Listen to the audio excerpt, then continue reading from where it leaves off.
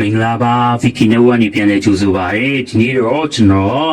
EZVIZ အကောင့်လေးဘယ်လိုဖွင့်ရလဲဆိုတာကျွန်တော်ပြပြပေးမယ်ပထမဆုံးအနေနဲ့ကျွန်တော်တို့က Play Store ပေါ့နော်ကျွန်တော်တို့ Play Store Android နဲ့ဆိုတော့ကျွန်တော် Play Store ဝင်လိုက်မယ် iOS မှာရတော့ App Store ဝင်ပေါ့နော်အဲ့မှာကျွန်တော်တို့ကဒီမှာ search bar မှာ EZVIZ ဆိုပြီးတော့ကျွန်တော်တို့ရိုက်ထည့်လိုက်ပေါ့နော်ပြီး search လုပ်လိုက်ပါဒီမှာတော့ကျွန်တော်ကတခါလေး download လုပ်ပြီးသားဖြစ်တဲ့ကြောင့် download နော်ဒီမှာ open ပြနေတာပေါ့နော်မိတ်ဆွေတို့ကမတောင်းရသေးဘူးဆိုရင် download ဆွဲလိုက်ပါပြီးကျွန်တော်တို့ဒီမှာ open လေးကိုကျွန်တော်နှိပ်လိုက်ပါမယ်ဒီမှာပေါ့နော်ဒီမှာ login ဝင်ယူရတဲ့ page လေးရှိပါတယ်ဒီမှာကျွန်တော်တို့အကောင့်မရှိသေးဘူးဆိုရင်တော့ကျွန်တော်ဒီအောက်ဘက်မှာဒီမှာ create new account ဆိုလေးကိုကျွန်တော်တို့ပြင်မယ်အဲ့ဒါမဟုတ်ရင် Aadhaar login method ဆိုပြီးတော့ရှိပါတယ်ဆိုတော့နော်ဒီမှာတော့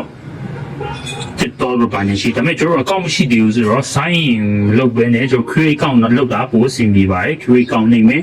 ကျွန်တော် email ထည့်မယ်ပေါ့နော်ကျွန်တော် email တစ်ခုပေါ့နော်ကျွန်တော် email ထည့်မယ်ပြီးဒီမှာ password နေရာမှာလဲသူကဘာရေးထားလဲဆိုတော့8 to 16 character เนาะခဏเนาะကျွန်တော် Symbian ကျွန်တော်ထည့်ပေးလိုက်ပေါ့နော်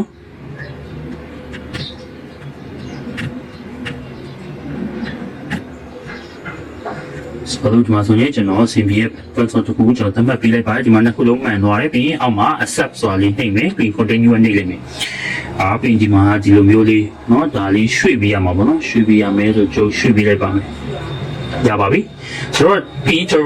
တော်ရဲ့ဒီ Gmail တွေကိုကျွန်တော်ကကုတ်လေးကြမှာပေါ့နော်အဲဒီကုတ်လေးလုံးကိုကျွန်တော်တွားကြည့်ရမယ်ပေါ့ဝင်လိုက်ပါမယ် Gmail တွေဝင်လိုက်ပါမယ်Gmail ထဲမှာဒီမှာကျွန်တော်တွေ့ပါလိမ့်မယ်စာပေကနော် EZVIZ ပုတ်ရဲ့ကုတ်က0661ကျွန်တော်အားအားလေးကျွန်တော်ထည့်လိုက်မယ်ဒီမှာ0661ပေါ့နော်ဆိုပါစို့ရပါပြီဒီမှာဆိုရင် secure login ကောင်းတယ်ဒီမှာ protect ဒီပါလောက်မလားပေါ့နော်ကျွန်တော်မှာ skip နေလေးရတယ် continue နေလေးရတယ်ဒီမှာcontinue နေမယ်ပြီး continuous ကိုနှိပ်ကြည့်လိုက်မယ်ပေါ့နော်ဘာရမလဲပေါ့ continue နှိပ်ကြည့်လိုက်တယ်မရဘူးကျွန်တော် skip နှိပ်လိုက်မယ်ပြီးမှဒီမှာbiometric ပေါ့နော် finger တွေပါကျွန်တော်ထပ်ပြီးတော့ချိန်မယ်ဆိုရင် finger ကျွန်တော်ရွေးလိုက်မယ်ကျွန်တော် finger လက်ပွေထည့်လိုက်မယ်ဆိုရင်ရပါပြီဒီမှာဆိုရင်တော့ unlock with biometric ဆိုပြီးတော့ကျွန်တော် finger နဲ့ login ဝင်တာကိုကျွန်တော် on လိုက်ပါတယ်ဒီမှာလေးကျွေးရဲ့ ID နံပါတ်လေးတွေပေါ်ပါတယ်ဆိုတော့ဒီမှာဒီဘက်ကိုပြန်သွားလိုက်ပါမယ်ဒီမှာရပါပြီဒါဆိုတော့ account ဖွင့်တာကျွန်တော်အောင်မြင်သွားပြီအမြင်တော့ပါပြီဒီမှာဆိုရင် new feature တွေပါကြီးကျွန်တော်လာပြီးကြည့်လို့ရတယ်ပေါ့နော်feature တွေပြီးကျွန်တော်ဒီ device ဘက်ကိုသွားပြီးတော့ဒီမှာ add device တွေကျွန်တော်နှိပ်ပြီးတော့ကျွန်တော်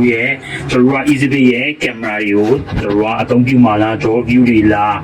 ဒီမှာမျိုးရှိပါတယ်ဒီမှာ video smart plug တွေ LAN တွေ smart cloud တွေနော် robot cam printer တွေပေါ့နော် router တွေရှိပါတယ်အများကြီးရှိပါတယ်ဒီမှာ desk scan တွေကစအများကြီးပါပဲ EZVIZ product တွေကအဲ့တော့ကျွန်တော် camera ဆိုရင် camera ကိုနှိပ်ပြီးတော့ကျွန်တော်ဒီမှာ scan ဖတ်လိုက်ရင်နော်ကျွန်တော်အသုံးပြုလို့ရပါပြီဆိုတော့ဒါဆိုရင်တော့ကျွန်တော်အကောင့်ဖွင့်ပုံဖွင့်ကြီးရတော့ဒီနေ့တိုင်းလေးပဲလုပ်ပြီးလို့ရပါတယ်ကြည့်ရှုပေးတဲ့အတွက်ကြောင့်ကျေးဇူးတင်ပါတယ်